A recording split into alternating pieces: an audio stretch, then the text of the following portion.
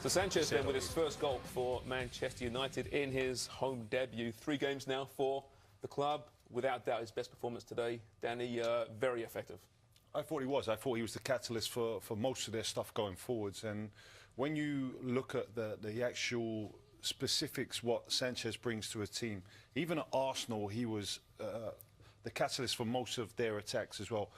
He loses the ball a lot, and we see from the stats today he lost the ball most than any other player has done in the Premier League. But he's the type of guy that gets on the ball in really tricky situations, really congested parts of the field as well. And you want a player like that who's hungry to get on the ball and try to be positive in every situation. I'd rather have a player on my team like that than a player that kind of ghosts away from the pressures of getting on the ball and making things happen. And I think he's going to be a great addition for Manchester United, but also for the players surrounding him as well, Craig. You know, yeah, incredibly lively. He likes to be lively, he likes to get on the ball. Yeah. Yes, he can be annoying at times when he goes to ground a little bit too easy, but I just feel for United, he's exactly the type of player that they needed. Yeah, and playing against him, every defensive side will hate it, you know, because he's all over the place. He drifts in and out, moves across. His ability to get on the ball is great. His feet are fast.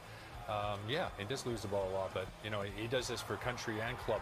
You know, lots of energy and gets his just desserts as well most of the time. The question is, does that close the gap for next season? This year, it doesn't matter, really. They'll finish top 4, likely. They won't catch Man City, of course, but it's all about next season. Can they close a gap on their hated rivals?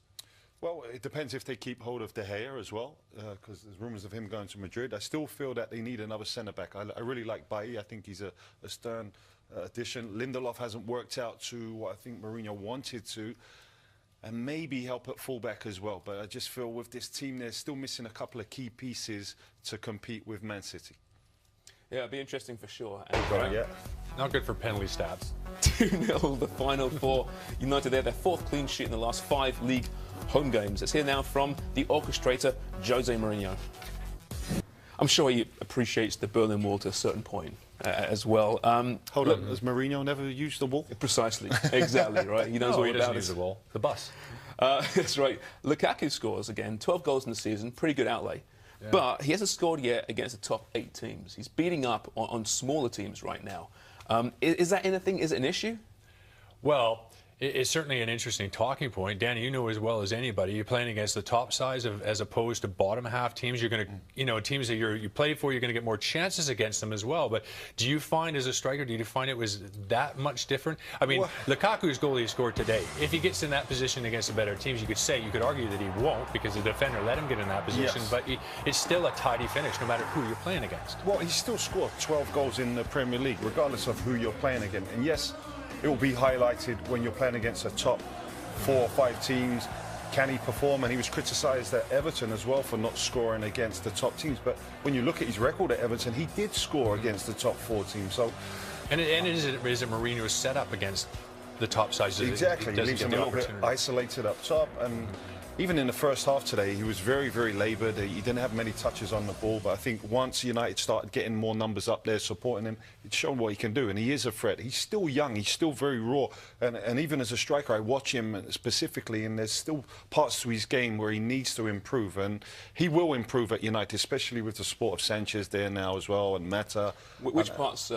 I think his hold-up play, his link-up play, he's a strong boy, and I think sometimes it breaks down on him too easily, and also being more clinical in and around the box with the chances that United create. So there's always a room for improvement for every striker, and I think those are 2 specific things that he needs to bring to his game to get to the top class of being a striker in the Premier League. What's not so nice is that your boys' team have dropped 8 places in 4 games. Yeah, listen, I mean, they're going for a bad patch, and I mean, I did the Leicester-Swansea game today, and you know, Swansea have got some momentum going. They really have. When Vardy scored today, I thought they're going to capitulate. Could be 3 or 4, but they didn't. They dug in there, got the equaliser, made changes to try and win the game, bringing Bonnie on. But for Huddersfield, I mean, the last probably 8 or 9 games have been disastrous. But the next 5 games, I think they've got West Brom, they've got Bournemouth, they've got teams around them, Palace. Swansea. That's where they will stay up. But they have to kind of... It's all about confidence and momentum. There you go, look at that. That is... I mean, ignore the cup with the greatest respect. We all love the cup. But Bournemouth, West Brom, Tottenham, Swansea, Palace, Newcastle. Yeah. Wow. You've got to look at those. You'll know at the end of that, won't you? It will. If they can pick up 9 points from that, then they'll have a chance. But if I'd have said to you guys, and David Wagner would have said to the fans, by this time, with 11, 12 games to go, we'll still have a chance of staying up. You think he was talking bananas. So they're still in the position to do that, but it's all down to them. It's going to be tough. I think it's a huge advantage of David Wagner's is the fact that he would have expected to be in a relegation battle. Of course he would, yeah. I'm not so sure West Brom expected one, or Southampton, even though I don't think they're going to go down. Or Stoke. These are teams with the type of players that will probably be going, well, I'll just jump ship.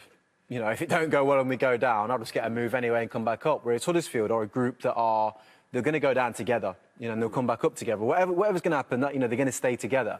So they'll be prepared and they'll be ready. The quality at the top end, like with the strikers, is still an issue. You know, in terms of scoring goals, I mean, it was Depoitre played at the top today. Yeah. I know Meunier was on the bench. Those two there, they need to go on a serious run to keep them up. Because the last four are Chelsea, City, Arsenal, I think. Arsenal, and I think Everton's the fourth. You don't want to leave it to that. You won't leave it to stage them, of but I think we all know where we're at. You know, I think they're hoping, obviously, the home games could keep them up. You know, it really is. But JJ is right. They've got such a good spirit there. You know, in a way, because they've been holding on so long to not go in the relegation zone, it's been hard. But now they're in it. Might be just that. It might be the thing, but here we go. Let's go again. So I think it matters who they play. I mean, if you look at Swansea, just beat Liverpool, just beat Arsenal, they wouldn't have expected to get any points. Sometimes you're better off when a team's coming at you.